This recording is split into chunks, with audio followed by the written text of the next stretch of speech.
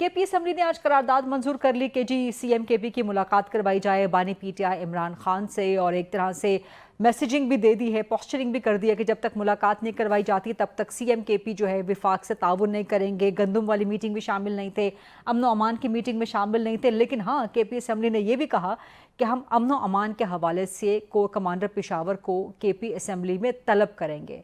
ये कुछ जानबूझ के इस किस्म के मामलात ट्रिगर करने के लिए या फॉर पब्लिक कंजम्पशन इसलिए किए जा रहे हैं? ये रियासी अदारे नहीं है, ये सरकारी जो है एहलकार है। और ये इस मुल्क की बदकिस्मती है कि जो लोग हकीकत में सबॉर्डिनेट है स्टेट के, वो अपने आप को स्टेट समझे बैठे हैं और समझते, वरना तो किसी दुनिया के किसी भी हिस्से में, इंडिया में कोई भी प्रोविंशियल असेंबली जो है वो किसी जनरल को और बल्कि चीफ ऑफ स्टाफ को भी बुला सकती है अगर कोई बात पूछने वाली है।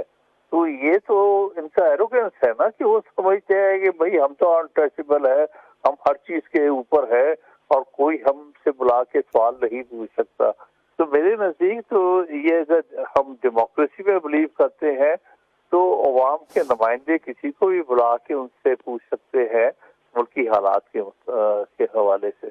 सर, आपके इस जवाब के काउंटर आर्गुमेंट में कि इससे पहले भी बहुत से ऐसे मौके हैं जब पार्लियामेंट में बुलाए गए और वहाँ पे तशरीफ़ ले गए रियासती इदारों के, जिनको आप सरकारी इदारों के अहलकार कह रहे हैं, वो वहाँ पर गए, सवालात के जवाब भी दिए। इसके अलावा भी सवालात के जवाब मिलते हैं, सहाफ़ियों से मुलाकातें होती हैं, वहाँ पर सवालात के जवाब मिलते हैं, यूनिवर्सिटीज़ में जाते हैं, तालीमी इदारों में जाते हैं, आवाम से मिलते हैं, वहाँ सबके सवालात के जवाब होते हैं। सो मच सो कि चीफ मिनिस्टर्स तमाम, उनके साथ वर्किंग रिलेशनशिप हर सूबे में होती है। गंडापुर इससे पहले मौजूद थे, उनके साथ एक वर्किंग रिलेशनशिप थी, उनके जो सवालात थे, उनके जो तहफ़्फ़ुज़ात थे, ये सब बातें मुलाकातों में होती हैं, ऑफिशियल अनऑफिशियल।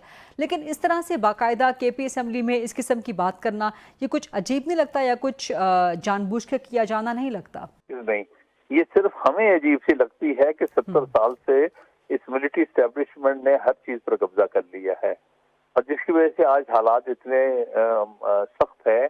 अब देखें ना, इनको इन चीजों पर बड़ी तकलीफ गुजरती है, लेकिन ये हर मामले में इंटरफेरेंस करते हैं। जुडिशरी के साथ ये इंटरफेरेंस, वकला के साथ ये इंटरफेरेंस, वकला के इलेक्शनों में ये एक नया ट्रेंड चला है, इंटेलिजेंस एजेंसियों वाले उसमें इंटरफेरेंस करने लग गए हैं, पैसे खर्च करने लग गए हैं, उसमें लोगों को धमकाने लग गए हैं। ये तो बड़ी ही अजीब सी चीजें बन रही है जो कि कहीं सुनी ना देखी गई।